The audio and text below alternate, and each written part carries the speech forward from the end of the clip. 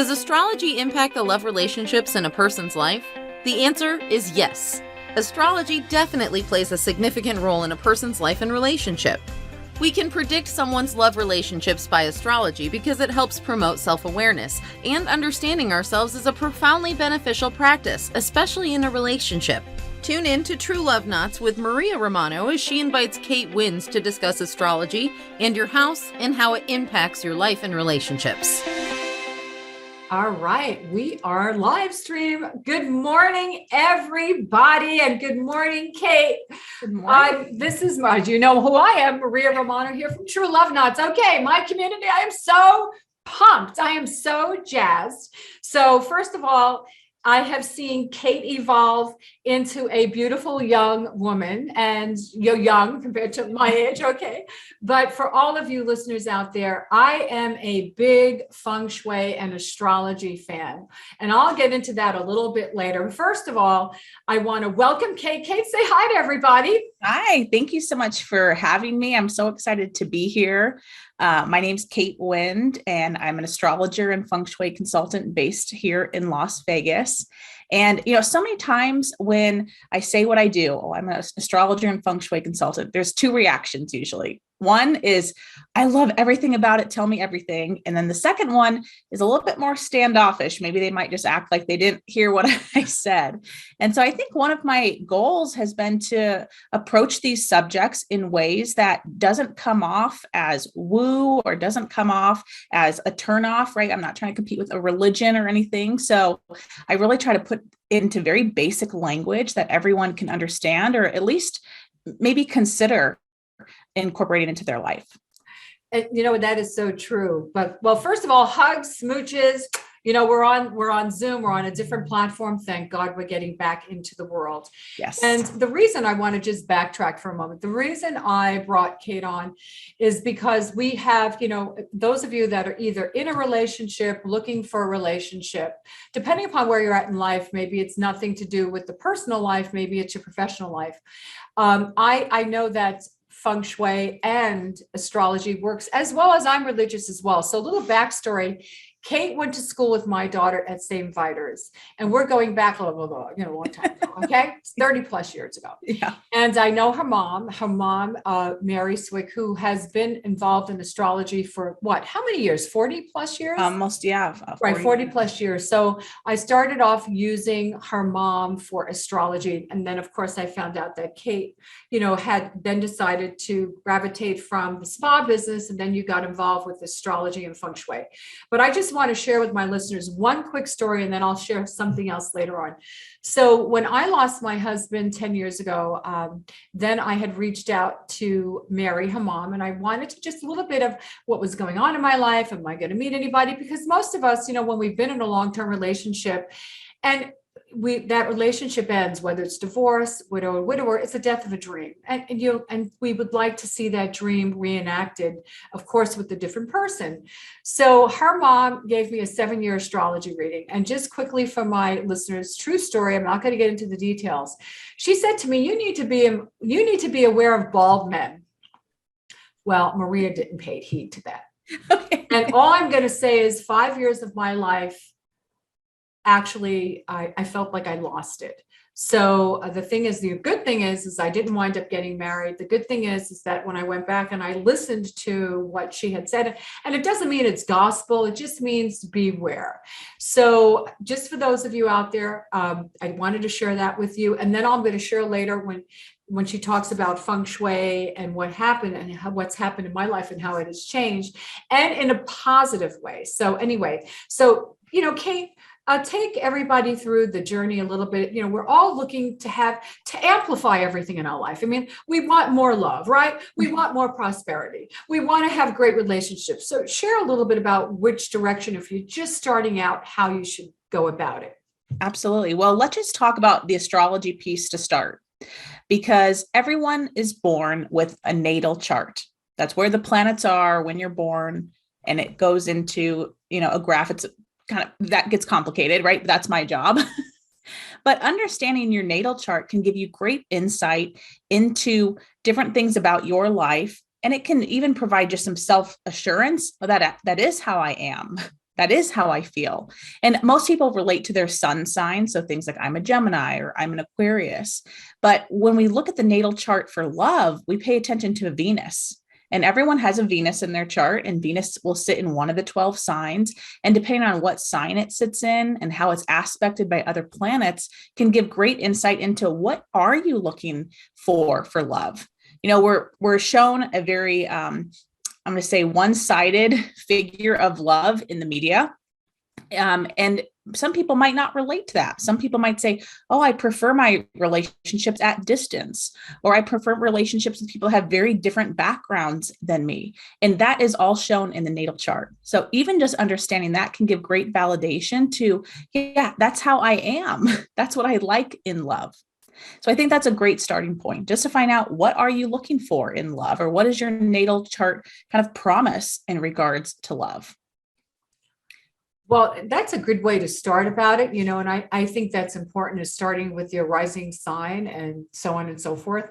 So take us through, I have people come to me and say, Maria, I'm looking to have more love in my life, right? So I work with individuals that want to get back in the dating world because they've been out of it for a long time. Yeah. But one of the things I've noticed, that also, how do we start? Let's talk about our home, because you have your astrology chart, which we can get into more, but let's talk a little bit about the feng shui side. Sure. And whether let's say you're not in a relationship, let's start with that. And then maybe move to those that are in a relationship, if we can give them some great insight and information. Yeah. So I'm going to give an example of a home that I was in, and it was a gentleman who desperately wanted a relationship. So he had me out to the home to do a full consult. How can he attract more love in his life? And it was so sweet and cute, but we get into the primary bedroom, and he has his bed, and only one side of the bed is made. There's only one pillow. There's only one nightstand. The blanket was literally only on half of the bed. And I'm not saying that every single person is doing this, right? But I just told him, let's just imagine you went on a date tonight and you wanted to bring someone home. It doesn't even look like there's room for another person in your life. So if you're single and you're looking for a relationship, I would take a good look at your space and say, is there room for another person in my home? So I would say, make sure that your bed has 2 pillows. It has 2 nightstands. Maybe even in your living room, are there 2 places to sit? Is there a place for someone else to sit and watch TV with you if someone came over? And maybe if you're listening, you say, okay, yeah, I have all that and I still can't attract a relationship. Maybe even clearing out some room in your closet. Okay. Now I know, okay, we can get a little stingy with our space in the closet, right? But maybe even just taking some tape and, making 6-8 inches of room that nothing hangs. And we're setting the intention for the universe or for God or whatever entity you believe in to provide you someone that will utilize that space in the closet. That is so funny you say that, Kate, because I just did that. Did you? I cleared out a space. Okay, everybody, listeners. All right. So I talk about the Keurig syndrome. Okay. So when the gentleman that I've been dating, which I'll get, well, that's neither here. So anyway, when I went to his home the first time, he had this Keurig, and I said, this is why people are single. Oh. Yeah, I think that makes 1 cup of coffee. And then the counter is totally loaded with stuff. And the closets are like, how could you even think of somebody? You're right. And the closet, I think, is a great way to start. And I think that makes a big difference. But I want to share something also with the listeners. You were in my home and your mother was in my home, and I had 2 beautiful, and I still have them. They're bronze statue pieces, and they are cougars in bronze. And I had them in my dining room. So maybe talk a little about the relationship sector. Yes. And they were facing each other, which was, your mother had recommended that, but they're still predators. So you had said to me, if you're looking for that, you don't want predators in your life, and come on, right. Everybody, male, female, sometimes we find people that really don't serve us. I finally, Christmas time, when my life changed, and it did change, Christmas time, I put them in the closet. Okay. And it changed my life. So backstory, when Kate told me that, and I have my reading done a few times a year. I always have my reading. I want everyone to know for my birthday, and then I always buy their Black Friday special and I give it away as gifts because I think it's a great gift. And that I'm going to recommend, and we're going to talk about her offer in a little bit. But when I had my reading done in November, they told me, and I asked specifically about relationships because I never usually focused on relationships. I focused on work like a lot of people do. I figured, oh, when it happens, it happens. It doesn't work that way also. And when your mother had said, you're going to meet somebody and they might not live in the same state, and that's okay. Don't get upset by that. That's how it starts and not how it ends. And I did meet somebody. So I'm letting everyone know I've been in a relationship and I have not shared this with anyone. I'd love it to be the forever. If it is, it is. It doesn't matter. I'm having fun. As soon as I made some changes in my life, and now that I have that gentleman in my life, I've expanded, opening up my closet. So expand on, and also the relationship sector of the home, giving people just a little bit of insight. Yeah. So even one more thing, just to kind of stack on to what we just talked about, even maybe you don't need a relationship, but you're saying, I don't have any friends. Mm-hmm. Do you have a dinner table that has lots of chairs around it? Do you have that space? So you can use this in many different ways, right? It doesn't just have to be for attracting a sexual partner. So to go a little bit deeper, we want to identify where the relationship area is in the home. So when you're standing at the front door of your house or your apartment, or even if you're just renting one bedroom, stand at the front door of it, looking into your space. And I want you to identify the most back right-hand corner. So the farthest corner, usually where the walls meet, right, to the outside, what's happening inside that space in the back right corner. And this is for if you're looking for a relationship, this is if you're in a relationship, what is happening in that area? And it's likely that tells some sort of story as to what's happening in the physical realm.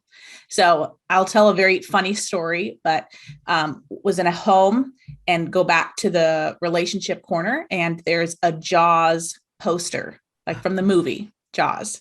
And so I just said, are you in a relationship? And she says, oh my gosh, it is so scary out there. No. And we have a big Jaws poster, right? Most people would agree that that's scary, right? You're swimming around sharks. Oh my God. So sometimes it can be just quite literal, right? The translation we see. Other times he will say, oh, I have a room that I don't even go into anymore. It's just filled with boxes. And if someone was trying to attract a relationship and they weren't even using the relationship area of their home, I would say we need to start intentionally clearing out that space, right? To set the intention of attracting a relationship. Even if you're in a relationship, we still have to pay attention to the relationship area, right? Because we want to continue that relationship. And the home works in an interesting way. So one, there could be a change in our relationship, and then we unknowingly make a change to that area. Or sometimes something happens in that area. Oh, something falls off the wall. And then the next day we get in a fight with our spouse. So it can go both ways. But the importance of that area is to show things that would emulate what you want your relationship to look like, and also things that show duality. So let's say you have a self-portrait in the relationship area. And I know it's a funny example, but I've seen it. You're saying, I'm in a relationship with myself, or maybe you're saying, I'm the only person that shows up for me. So we would want you to put images of two things, suggesting that I am in a relationship with one other thing. So that could be an image of two horses nuzzling their noses together. It could be two birds or two candlesticks, something that shows that duality of attracting that second person. That's interesting that you say that too, because I asked you about pictures, and the gentleman that I started dating, I noticed in his bedroom, he had a picture of a woman, her back was towards you. And I said, no wonder you don't have any love. He yanked that down after I left. Okay. But my point is, we don't realize sometimes what and it's so innocent. It is really so innocent on how, and people might think it's woo-woo. Obviously we're not going to change you. It's not, for me, it hasn't been woo-woo, and other people that I know, but and I'm sure you have do you have other examples of people that have done that? Like you said, the Jaws is one example. Yeah. I have a couple other ones, but I want to touch on that story that you just told about the woman's back, because I was in a client's home who she was looking for a relationship, but she had that area, that picture, a woman's back, in her financial area. And she was a coach specifically for women. And then she had this big portrait of just women's backs. I said, you have to take that down. That's like women shunning you, women turning their back to you. And she took that down, and she had, I think, 3 huge sales that week. So again, we're talking relationships today, but that is business relationships as well.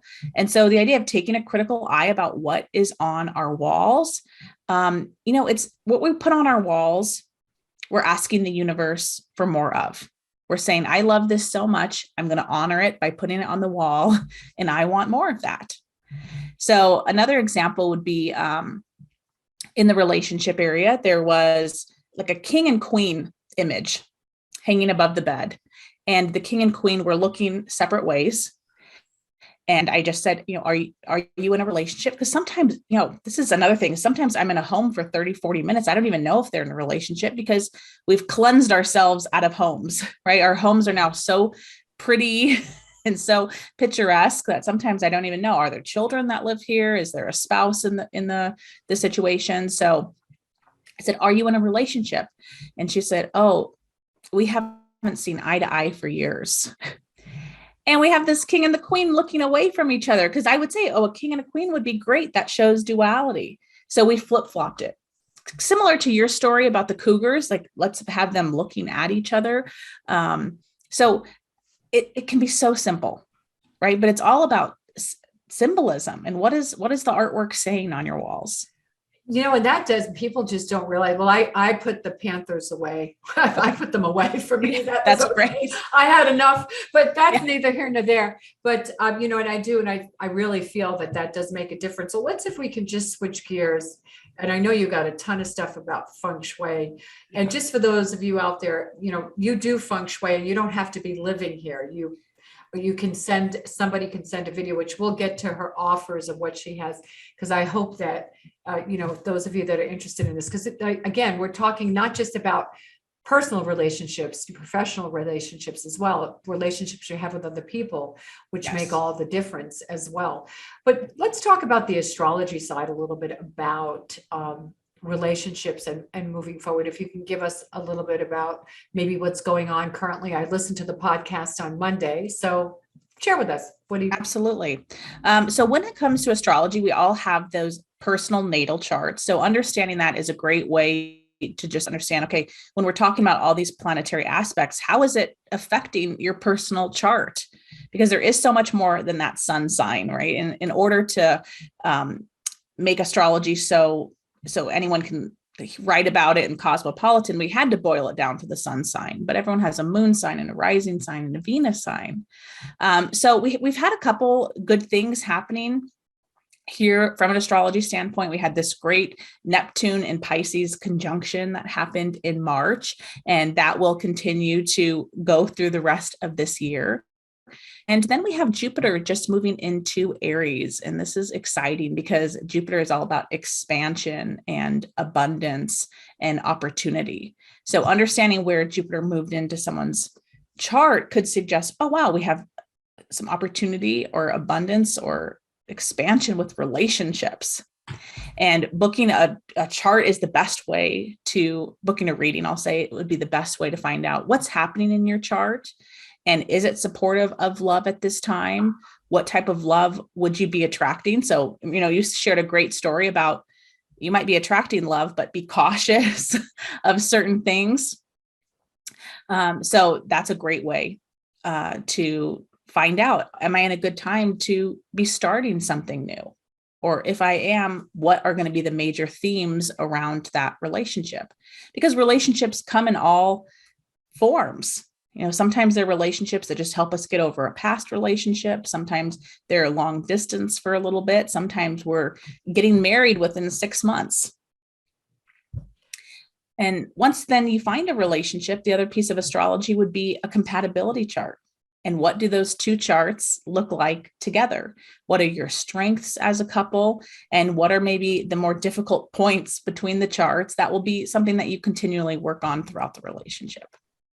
What you're sharing to me from my perspective, and I don't know if anybody else sees that light bulb moment came on, it's a matter of just having more of open communication and understanding about the other person and about yourself, and Correct. what, understanding your traits that are common to you, and then what you're looking for to have a compatible relationship. So really it's just another layer. The astrology and feng shui is just another layer of communication. It really is. The lines of communication, which is what I talk about quite a bit, is in my industry, as well as in your sector. I know it's the same thing, and I think that's the biggest thing, is that the more knowledge you have about emotionally who you are, mentally, and then of course about the people in your lives. And I take this one step further. It's not just, like you said, your spouse, right, your partner, the people you work with. When you understand where you're going with that, I think makes a difference. So I definitely will agree with anybody, wanting to book a reading, which I have a couple of links that I'm going to be putting in my show notes. And of course, we'll be linking over to Kate's website as well, and her mom. And now, is your mom doing anything other than, I know she does astrology readings? Is she limiting herself? I mean, I know she's on the podcast every. Yes. Oh, we have to put your podcast link. Their podcast every Monday, everybody. Faithfully, the first thing I listen to. Then I listen to Jim Quick. Okay, so. Yeah, my mom has stepped away from the feng shui aspect, but she still does offer astrology readings in the 60 and 90-minute format. Oh, that's wonderful. And recommendation, first of all, is somebody that is going to have a reading and they're looking to expand whatever the abundance is that they want more in your life. Do you also recommend having a feng shui consultation as well? Tell me what your recommendations are to get the most out of it. Absolutely. So I offer astrology readings in 30 minutes and 60 minutes. Even just yesterday, I was with a client and the topic moved to love during the astrology reading. And I gave her as much information as I could from the astrology standpoint. And just during the consult, I asked, hey, just share with me what's going on in the back right-hand corner, right? And we did a little quick consult with her, just explaining the area. I didn't see the whole home, but I can, of course, incorporate both of them if people are interested in linking them, because I want to make sure that when you get off the phone with me, you feel like, oh my gosh, I have so many tools. I feel like I got so much information.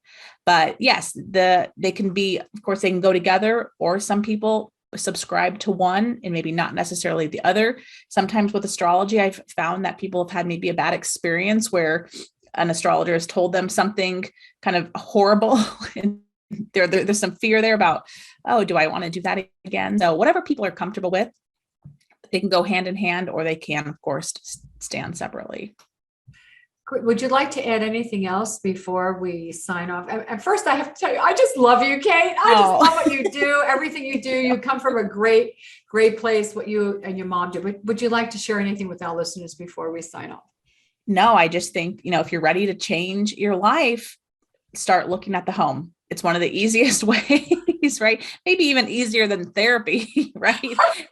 Let's change some things up in our home to be able to get the energy moving and to start changing your life. Well, thank you so much. And listen, everybody, for those of you who are listening, that are going to be listening, you heard what Kate has to say. I highly, highly recommend that you take a look at what she has to offer, as well as, yes, I help you get back in the dating world. That's one area. But, I always look at it as you need to make sure that you're amplifying things in your life that are going to help you all the way around, whether it's personally or professionally. So in the meantime, my dear friends out there, continue to stay healthy, happy, and safe, and spread love.